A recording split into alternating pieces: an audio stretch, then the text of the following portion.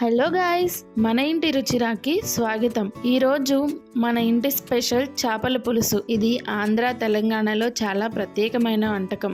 మరి ఇంకెందుకు ఆలస్యం, ఈ చేపల పులుసు తయారీ విధానం చూసేద్దామా? ముందుగా ఒక బౌల్లో 50 గ్రామ్స్ చింతపండు నానబెట్టుకుందాం.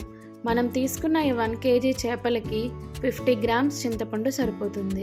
2 medium size onions, 4 to 5 green chillies తీసుకున్నాను. వీడియోలో చూపించిన విధంగా చిన్న చిన్నగా కట్ చేసి పక్కన పెట్టుకుందాం.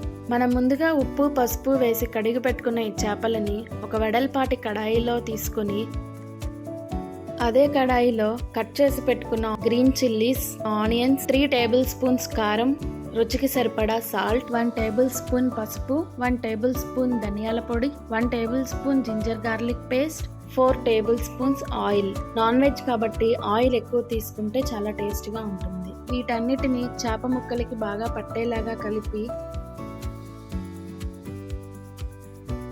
10 to 15 మినిట్స్ మూత పెట్టి పక్కన పెట్టుకుందాం. ఈ లోపు మనం మసాలా ప్రిపేర్ చేసుకుందాం. ఈ మసాలా కోసం 1 టేబుల్ స్పూన్ జీరా, 2 టేబుల్ స్పూన్స్ ధనియాలు, 1/2 టేబుల్ స్పూన్ మెంతులు, 4 లవంగాలు, 4 ఇలాచి, ఒక 2 చిన్న దాల్చిన చెక్క, 1 టేబుల్ స్పూన్ ఎండు కొబ్బరి. వీటన్నిటిని ఫైన్ పౌడర్ చేసి పక్కన పెట్టుకుందాం.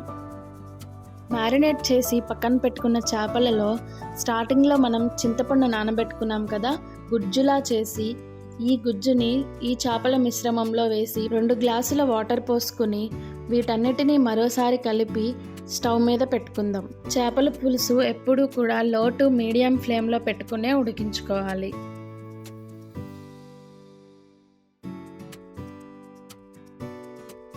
కొంచెం ఆయిల్ పైకి తేలాక మనం ముందుగా ప్రిపేర్ చేసి పెట్టుకున్న మసాలా పౌడర్ని 2 టేబుల్ స్పూన్స్ యాడ్ చేసుకోవాలి.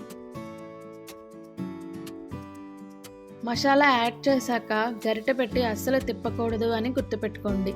ఒక 30 మినిట్స్ తర్వాత సాల్ట్, కారం సరిపోయాయా లేదా చెక్ చేసుకోండి. ఒకవేళ మీకు ఏదైనా తక్కువగా అనిపిస్తే ఈ టైంలోనే యాడ్ చేసుకోవాలి. నాకైతే ఇక్కడ సాల్ట్ తక్కువైందండి, 1 టేబుల్ స్పూన్ యాడ్ చేసుకుంటున్నాను.